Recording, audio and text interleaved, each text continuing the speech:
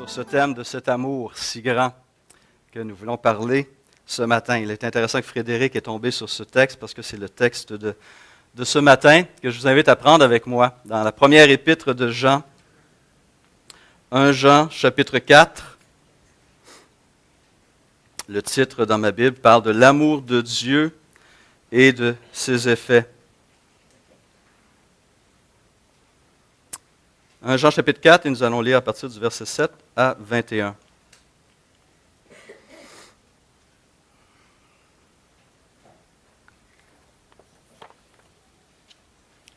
Bien-aimés, aimons-nous les uns les autres, car l'amour est de Dieu, et quiconque aime est né de Dieu et connaît Dieu. Celui qui n'aime pas n'a pas connu Dieu, car Dieu est amour. L'amour de Dieu a été manifesté envers nous en ce que Dieu a envoyé son Fils unique dans le monde, afin que nous vivions par lui. Et cet amour consiste non pas en ce que nous avons aimé Dieu, mais en ce qu'il nous a aimés et a envoyé son Fils comme victime expiatoire pour nos péchés. Bien-aimés, si Dieu nous a ainsi aimés, nous devons aussi nous aimer les uns les autres. Personne n'a jamais vu Dieu. Si nous nous aimons les uns les autres, Dieu demeure en nous et son amour est parfait en nous. Nous connaissons que nous demeurons en lui, qu'il demeure en nous, parce qu'il nous a donné de son esprit. Et nous avons vu et nous attestons que le Père a envoyé le Fils comme sauveur du monde. Celui qui déclare publiquement que Jésus est le Fils de Dieu, Dieu demeure en lui et lui en Dieu. Et nous avons connu l'amour que Dieu a pour nous et nous y avons cru. Dieu est amour. Et celui qui demeure dans l'amour demeure en Dieu et Dieu demeure en lui. Tel il est, tel nous sommes aussi dans ce monde. C'est en cela que l'amour est parfait en nous, afin que nous ayons de l'assurance au jour du jugement. La crainte n'est pas dans l'amour, mais l'amour parfait bannit la crainte, car la crainte suppose un châtiment, et celui qui craint n'est pas parfait dans l'amour. Pour nous, nous l'aimons parce qu'il nous a aimés le premier. Si quelqu'un dit « j'aime Dieu », et qu'il haïsse son frère, c'est un menteur. Car celui qui n'aime pas son frère qu'il voit, comment peut-il aimer Dieu qu'il ne voit pas? Et nous avons de lui ce commandement, que celui qui aime Dieu aime aussi son frère. Seigneur, merci pour cette si belle parole, pour ce si beau rappel, pour cette si grande vérité d'un amour infini, riche, parfait, bon. Remplis-nous à nouveau de cette parole, je t'en prie. Amen. Nina et moi sommes tombés sur ce texte lors de notre méditation conjugale cette semaine. Nous suivons un guide rédigé par David Paul Tripp, New Morning Mercies, qui, cette semaine, rappelait les deux plus grands commandements de la parole, qui s'articulent autour de quoi? L'amour pour Dieu, aimer Dieu de tout son cœur, de toute son âme, de toute sa pensée, et le second, d'aimer son prochain comme soi-même. Et Tripp, dans son commentaire dévotionnel, fait la remarque suivante. Il dit « Cet appel à l'amour révèle à quel point nos cœurs sont réellement sombres et dépravés. » Ah bon? Comment? Il poursuit en donnant une suite de situations dans laquelle je m'identifie et je crois que plusieurs vont s'identifier d'une manière ou d'une autre. Il dit ceci, soyons honnêtes. il n'en faut pas beaucoup pour s'irriter contre quelqu'un. Ça ne prend pas gros pour s'impatienter. Des petites interruptions, des désagréments, des obstacles peuvent facilement générer de la colère en nous. Il est aussi facile d'être condescendant. C'est aussi facile de faire preuve de préjugés, d'être raciste ou xénophobe, de regarder les autres de haut, oubliant de les considérer avec compassion et miséricorde. Il est aussi facile de catégoriser les autres comme étant stupides, paresseux ou incompétents. Et lorsqu'on se laisse examiner par la parole, on est choqué de constater le peu d'amour qui habite notre cœur. Et ça nous a fait réfléchir, ça m'a fait réfléchir cette réflexion. Pas des paroles faciles à lire, parce qu'elles sont proches de la réalité. Malheureusement, il ne s'arrête pas là. Il continue. Mais si l'amour horizontal est si difficile, l'amour vertical l'est encore davantage. Et il cite 1 Jean 4:20. Il dit, si quelqu'un dit « j'aime Dieu » et qu'il haïsse son frère, c'est un menteur. Car celui qui n'aime pas son frère qu'il voit, comment peut-il aimer Dieu qu'il ne voit pas? Un texte qui a alimenté ma réflexion cette semaine. Trop souvent, je réalise, je me surprends à m'aimer moi-même ou aimer quelque chose plutôt que d'aimer Dieu et mon prochain. Et je me suis posé la question, qui est le titre de ce message ce matin. Est-il possible d'aimer comme on a été aimé? Ou est-ce le thème de la mission impossible? Je pensais peut-être faire jouer la musique de la mission impossible. Hein? Ou est-ce une mission impossible?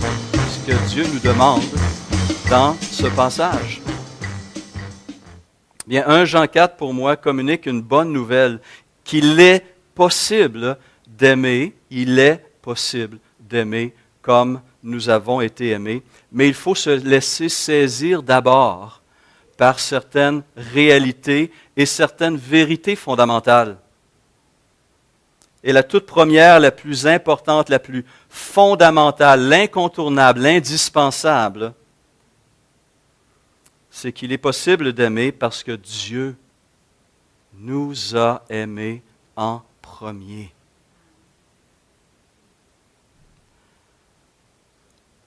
Où regardons-nous?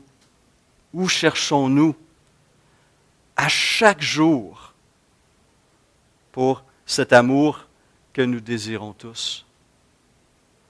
Nous avons été créés pour être aimés et pour aimer. Et donc, on le réalise ou pas, il y a cette force en nous qui aspire à aimer et à être aimé. Le problème, c'est que bien souvent, cette force corrompue par le péché est détournée de la source parfaite, de la source idéale. Et on va chercher à ressentir des sentiments, à ressentir des choses à travers soit des choses, justement, ou des relations qui ne sont pas les bonnes, qui ne satisfont pas à long terme, ou qui sont développées sur une base instable, mauvaise. L'amour, écrit Jean, est de Dieu. Car Dieu est amour. Dieu est amour. C'est sa nature fondamentale. Nous avons, nous qui croyons en Jésus-Christ, nous avons, nous qui avons reçu le Saint-Esprit, accès à chaque instant à cette source d'amour pur, infini, nourrissante et vivifiante. Dieu lui-même. Et si nous cherchons à être aimés, et nous le cherchons, nous sommes invités à chaque instant de chaque jour à aller à la source et à recevoir. Car Dieu est et Dieu veut donner cet amour. C'est Dieu qui va définir aussi ce qu'est l'amour authentique. Trop souvent, on prend un succès d'année, un faux amour, qui est en fait soit de l'immoralité, de la convoitise, un désir égoïste. Et on se demande pourquoi on n'est pas réellement satisfait et on pense que l'amour ne répond pas à ses promesses. Mais ce n'est pas ce type d'amour que Dieu offre. Parce que l'amour que Dieu offre est un amour qui satisfait réellement. Parce que non seulement Dieu aime, mais encore une fois, Dieu est amour. C'est sa nature. Il est décrit ailleurs comme lumière et esprit. Et ces différentes vérités mises ensemble nous aident à avoir un portrait plus clair de cette forme d'amour que Dieu a pour nous. C'est un amour qui est spirituel et pur. Dans cette lumière qu'est Dieu, pas d'ombre, pas de ténèbres, pas de variation, pas de faiblesse, pas d'impureté. C'est un amour qui est pur, qui est saint. En fait, Dieu va manifester sa sainteté à travers son amour. Et donc, si on cherche cet amour-là, on ne peut le trouver en dehors de Dieu.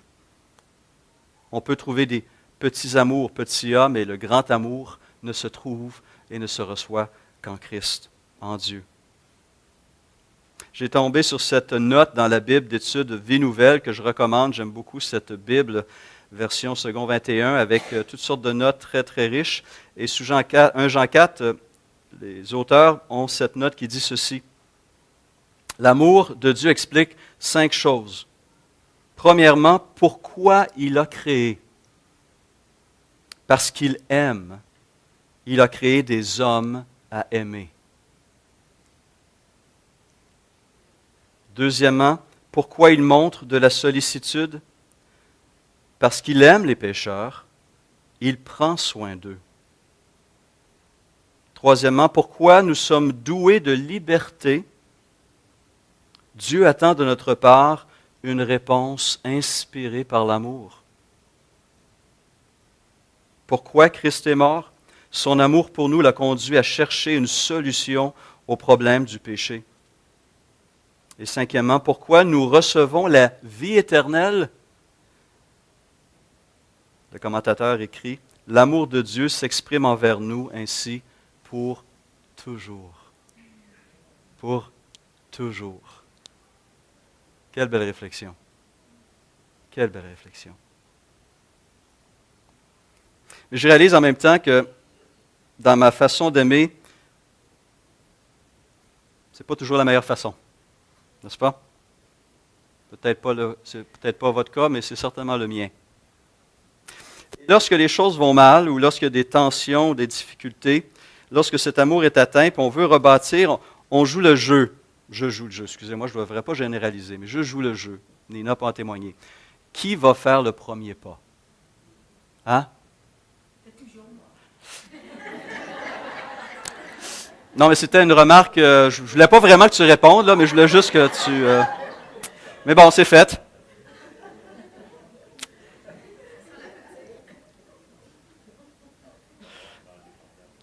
Et pourquoi on joue ce jeu? Certains jouent ce jeu. L'orgueil.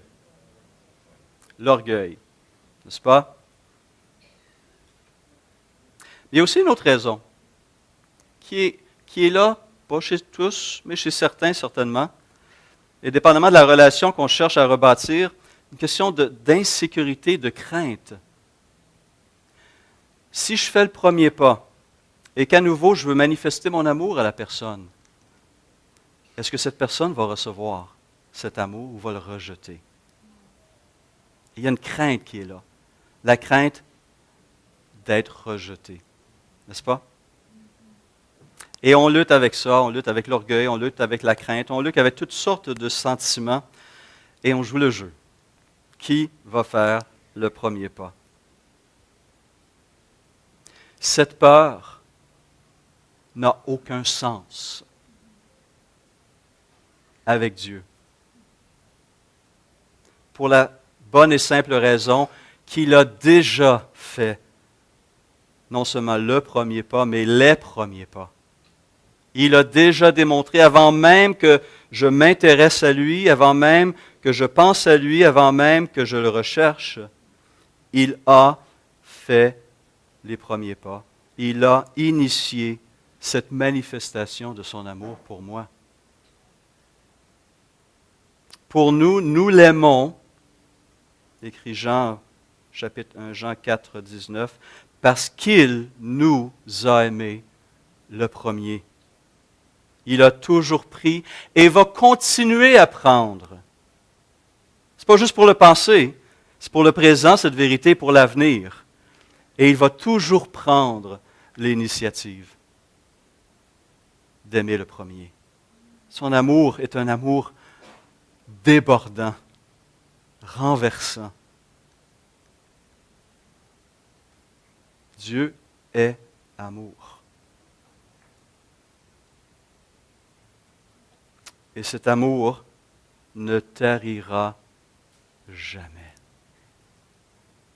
Jérémie 31,3, ce Dieu déclare, « Je t'aime d'un amour éternel. » Quelle sécurité, quel soulagement, quelle légèreté et liberté ces paroles nous apportent.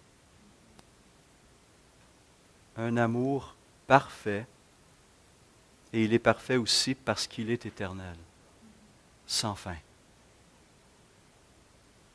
Comme je le dis dans le cours de préparation au baptême, on a une leçon sur l'amour et on répète cette vérité, et je veux la répéter, elle est vraie. Je ne peux rien faire de plus pour amener Dieu à m'aimer davantage.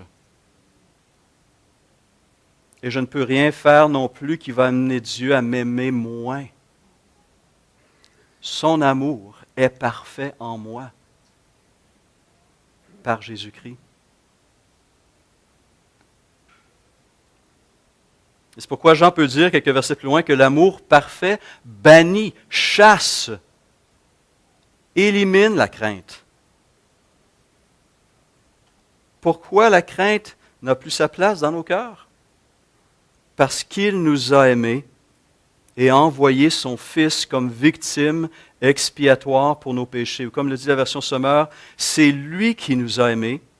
Aussi a-t-il envoyé son Fils pour apaiser par son sacrifice pour nos péchés sa colère contre nous.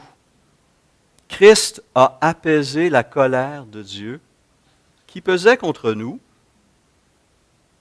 Mais aujourd'hui, grâce à Christ, plus de colère, plus de jugement, plus de rejet, plus de crainte. Romains 8.1, il n'y a donc plus de condamnation pour ceux qui sont en Jésus-Christ. Ce dernier bout de phrase est important. Pour ceux qui sont en Jésus-Christ. Nous avons la paix avec Dieu par notre Seigneur Jésus-Christ. Notre vérité de l'Épître aux Romains. Mais il est possible que nous craignions encore. Cela peut être dû à plusieurs facteurs. Un manque de connaissance, on ne connaît pas assez bien encore ce Dieu. Et donc, en méditant les Écritures, en méditant la croix, nous allons mieux comprendre et mieux connaître cet amour de Dieu. Peut-être que notre maturité spirituelle n'est pas encore là où elle devrait être, où notre expérience de Dieu a besoin d'être enrichie, d'être cultivée. Mais la vérité de la parole déclare, la crainte n'est pas dans l'amour, mais l'amour parfait bannit la crainte, car la crainte suppose un châtiment, et celui qui craint n'est pas parfait dans l'amour. Encore une fois, peut-être que certaines personnes ont une image tordue de l'amour du Père. Certains voient Dieu, et on a des moments, même les chrétiens les plus matures ont des moments comme ça. On lutte avec une crainte qui voit Dieu comme un Père qui nous attend avec le bâton de baseball. Ou la strap, ou mettez l'objet que vous voulez. Peut-être une grande main, ça suffit, n'est-ce pas? On a l'impression d'avoir un Dieu qui est juste. On oublie le bon et l'amour. On met l'accent sur le juste, sur le parfait. Et on a peur que dès que je fais une faute, il va me rattraper. Non? Ça vous arrive jamais, ça? Ah, OK. N'est-ce pas? On a l'impression que ce Dieu parfait et saint et tout ça, on ne peut pas faire des choses mauvaises parce que, wow, il va nous rattraper. Ce n'est pas Dieu. Ce n'est pas une compréhension, une conception vraie de Dieu, mais une distorsion hideuse. Parce que le Dieu que nous avons est un Père compatissant, miséricordieux, riche en bonté. Et s'il y a une image que Dieu a voulu nous communiquer de ce qu'il est en tant que Père, probablement une des plus belles images des Écritures, c'est celle qui se retrouve dans la parabole du Fils prodigue. N'est-ce pas? Que certains appellent la parabole du Père prodigue, tellement il est généreux dans son amour et avec tout ce qu'il a. Ce n'est pas un père qui attend le retour de son fils pour lui dire « Ah, j'avais raison, hein, tu reviens maintenant, là, humilie-toi. » Ce n'est pas le père qui l'attend pour lui remettre ça sur le nez. C'est pas ça le Dieu Père. C'est le Dieu, c'est le Père qui attend de tout son cœur et qui souhaite de tout son cœur le retour de son Fils. Et dès qu'il le voit, il court vers lui, il l'embrasse, il lui donne son vêtement, il lui donne sa bague familiale et il organise un festin majestueux parce que le Fils est revenu, le Fils s'est repenti. Et c'est mon Fils que j'aime.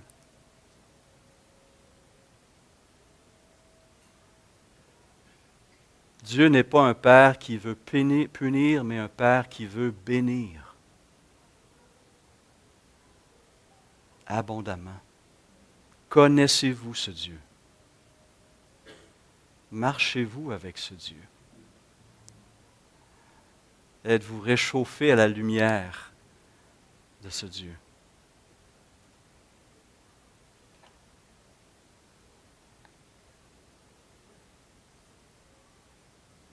Et on ne peut oublier ou mettre de côté ce texte qui nous rappelle que cet amour est à l'épreuve de tout. Si Dieu est pour nous, qui sera contre nous? Lui qui n'a point épargné son propre Fils, mais qui l'a livré pour nous tous, comment ne nous donnera-t-il pas aussi toutes choses avec lui? Qui accusera les élus de Dieu? C'est Dieu qui justifie. Qui les condamnera? Personne. Christ est mort, bien plus, il est ressuscité, il est à la droite de Dieu et il intercède pour nous. Dans ce même chapitre de Romains 8, le Fils intercède, le Saint-Esprit intercède. Nous sommes entourés des prières du Père et du Fils et du Saint-Esprit au Père. Qui nous séparera de l'amour de Christ? Sera-ce la tribulation ou l'angoisse, ou la persécution ou la faim, ou la nudité, ou le péril ou l'épée?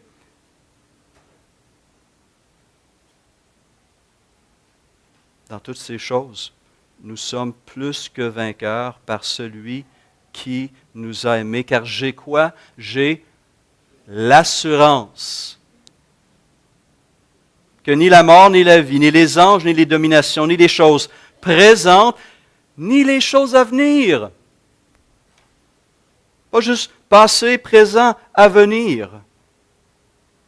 Ni les puissances, ni la hauteur, ni la profondeur, ni aucune autre créature ne pourra nous séparer de l'amour de Dieu manifesté en Jésus-Christ, notre Seigneur.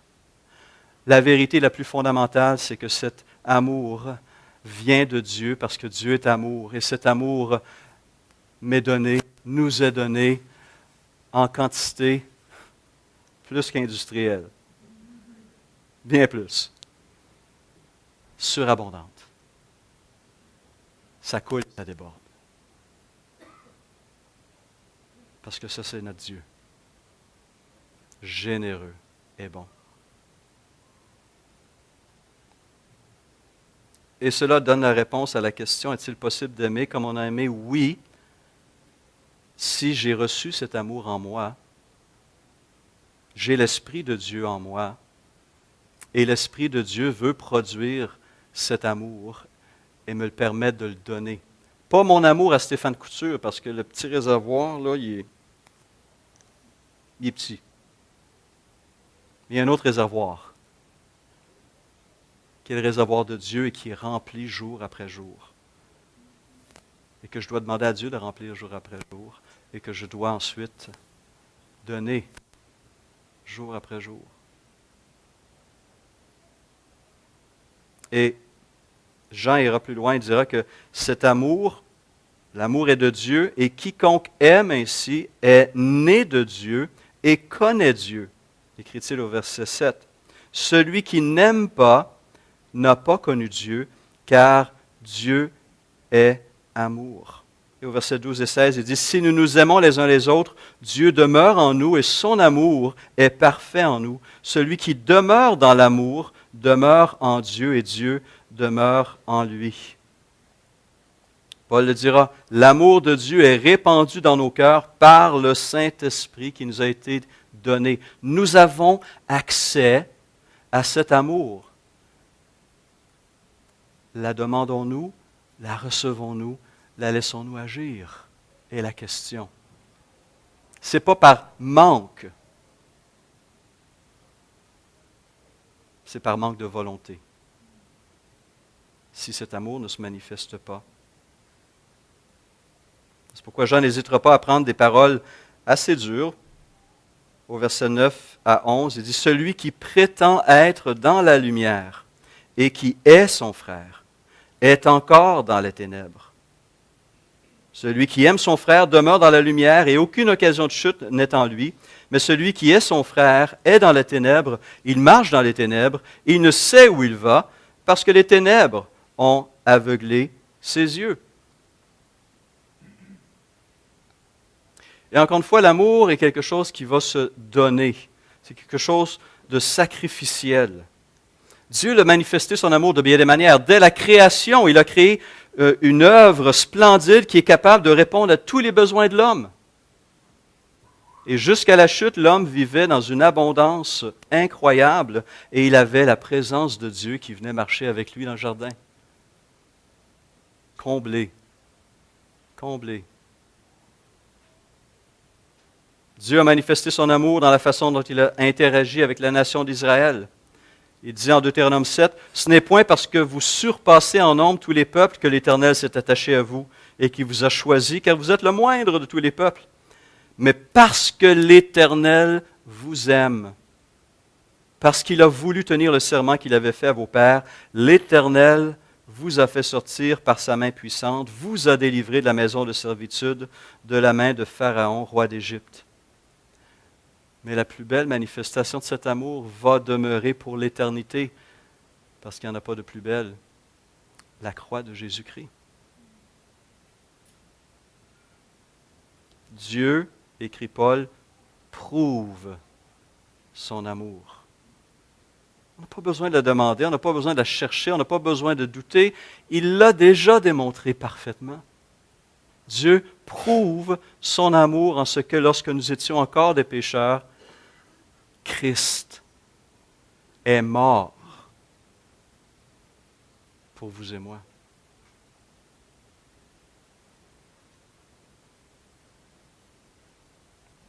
Quelqu'un a fait cette réflexion. Si vous recherchez une définition de l'amour, ne regardez pas dans le dictionnaire.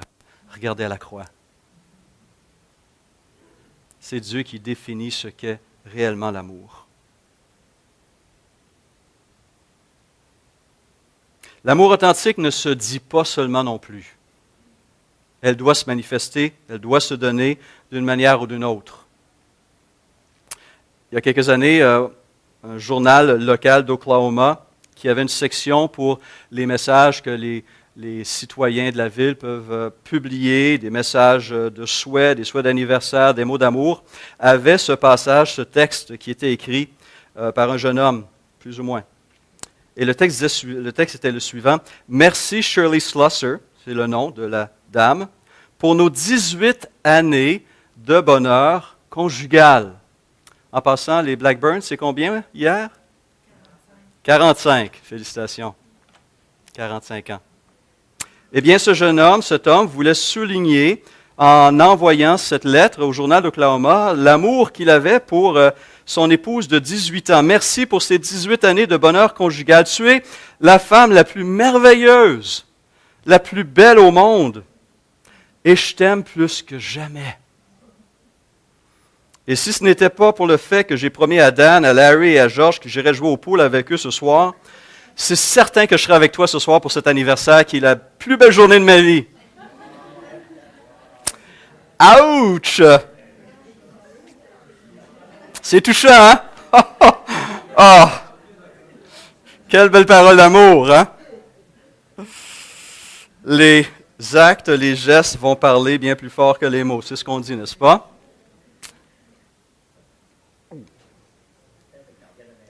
Ouais, hein? Le gâteau de fête, là, tu sais qu'est-ce que je vais faire avec, hein? C'est pourquoi les 2 derniers versets du chapitre devraient nous interpeller.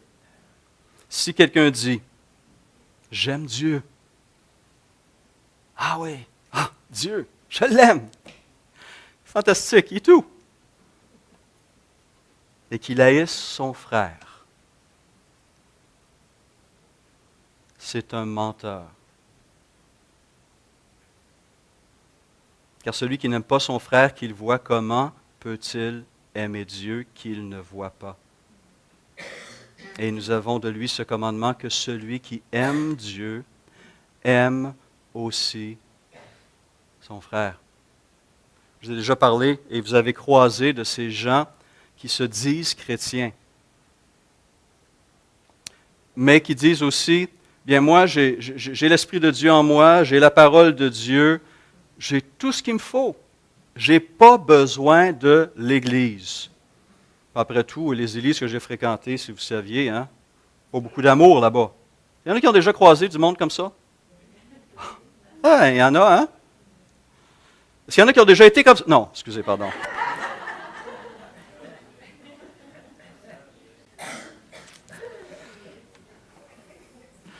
Mais il faudrait se poser la question, pourquoi ces gens parlent d'un amour absent? Serait-ce possible parce que justement il est absent dans leur propre cœur? Qu'il n'y a pas de réalité derrière leurs paroles, derrière leur profession de foi, qui disent aimer la tête, Christ, mais détester le corps de Christ, qui est l'Église? Ça n'a aucun sens. C'est un non-sens. C'est une impossibilité, nous dit Jean, et nous dit la parole de Dieu. Si je refuse d'aimer mes frères et mes sœurs, comment puis-je croire que l'amour de Dieu remplit mon cœur? Où est cet amour alors pour mes frères et pour mes sœurs?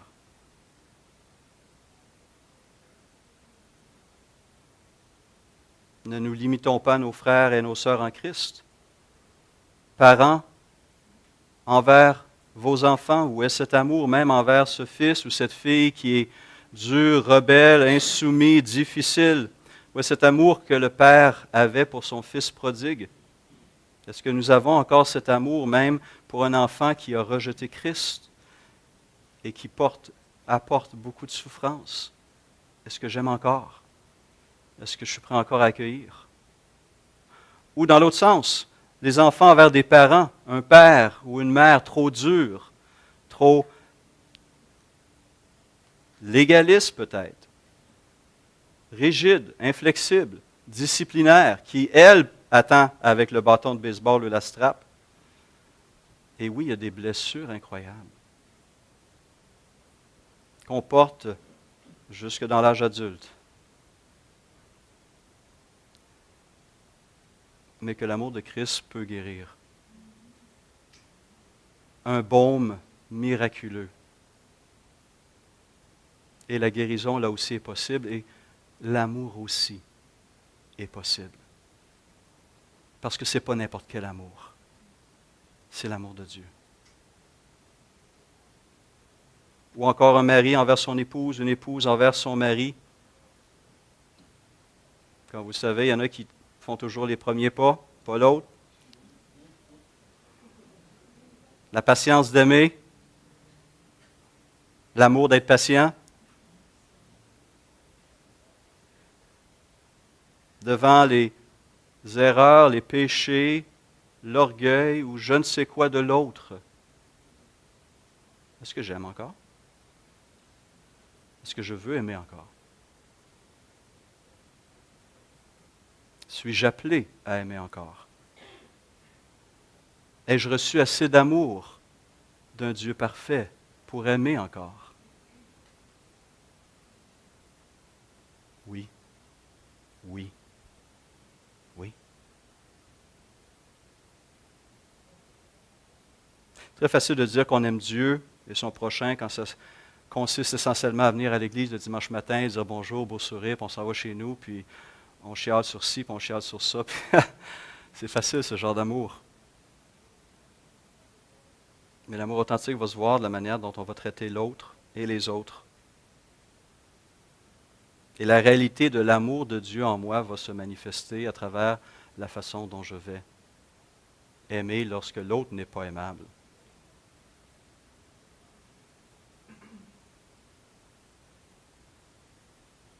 L'amour de Dieu manifesté au sein de la communauté de Jésus va aussi le faire connaître au monde. À ceci, tous connaîtront que vous êtes mes disciples, si vous vous aimez les uns les autres comme je vous ai aimé. Dieu, Christ, a donné une mesure au monde. Imaginez, pas à l'Église, au monde, pour déterminer si Christ est présent et agissant dans une communauté, dans une relation fraternelle en Christ. Est-ce que l'amour est là? Si l'amour est là, Christ est là. Christ agit. Et cet amour va être profondément attirant pour les gens de l'extérieur parce que tous veulent être aimés. Tous ont été créés pour être aimés et pour aimer. Et l'Église de Jésus-Christ devrait être cette famille où cet amour est recherché, cultivé, donné et reçu. Pas parfait. Il n'y en a pas de parfait. Mais est-ce que je l'ai demandé pour moi et pour l'autre, pour mon frère? Et est-ce que je la donne?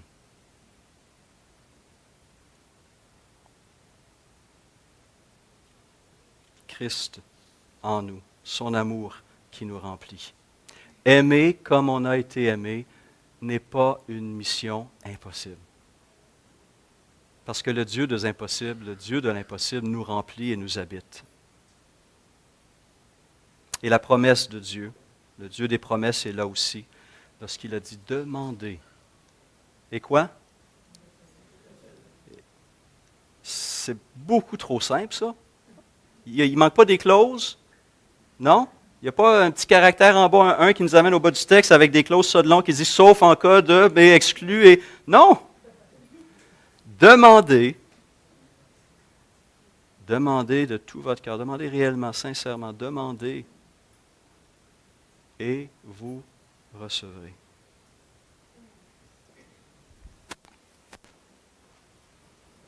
Et pour nous rappeler, parce qu'on oublie la réalité de cet amour, encore une fois, Christ nous a ordonné de célébrer ce repas que nous appelons le repas du Seigneur. Et pourquoi nous a-t-il donné ce repas? Justement pour nous rappeler la plus belle des preuves d'amour. Pensez-y un instant, et j'inviterai Wilfrid à se joindre à moi.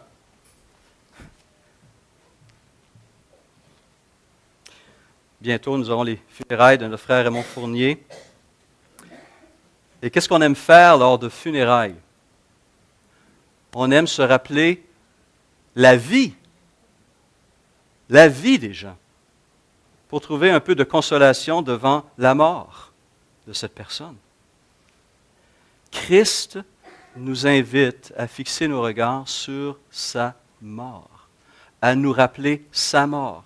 Bien sûr, on doit se rappeler de sa vie, ses enseignements, ses miracles. Mais il nous invite à porter une attention toute particulière à sa mort et le pourquoi de sa mort.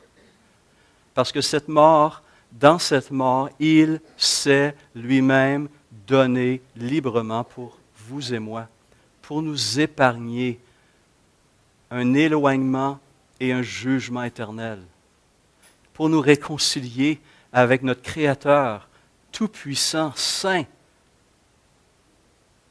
et amour. Si vous cherchez cet amour, et si vous ne croyez pas l'avoir encore trouvé, cet amour est ici aujourd'hui. Il nous est communiqué par cette parole. Il se trouve en Jésus-Christ. Si le pas n'a pas été encore fait chez vous, n'attendez pas. Ouvrez-vous à l'amour de Christ. Recevez-le, ce Dieu d'amour. Et laissez-vous à nouveau transformer, laver, purifier, vivifier. Laissez-vous aimer par ce Dieu d'amour.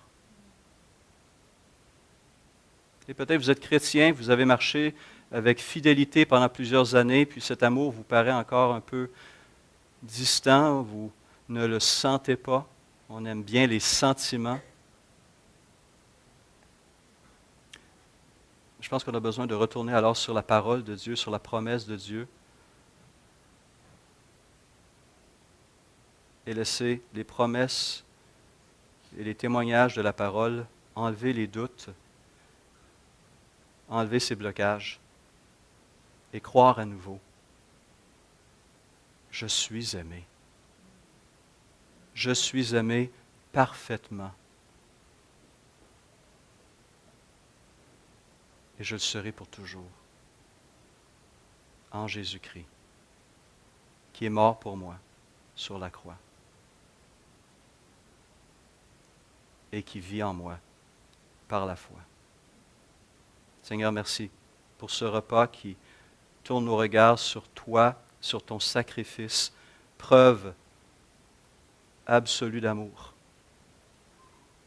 Seigneur, nous recevons ce pain et cette coupe et nous nous rappelons.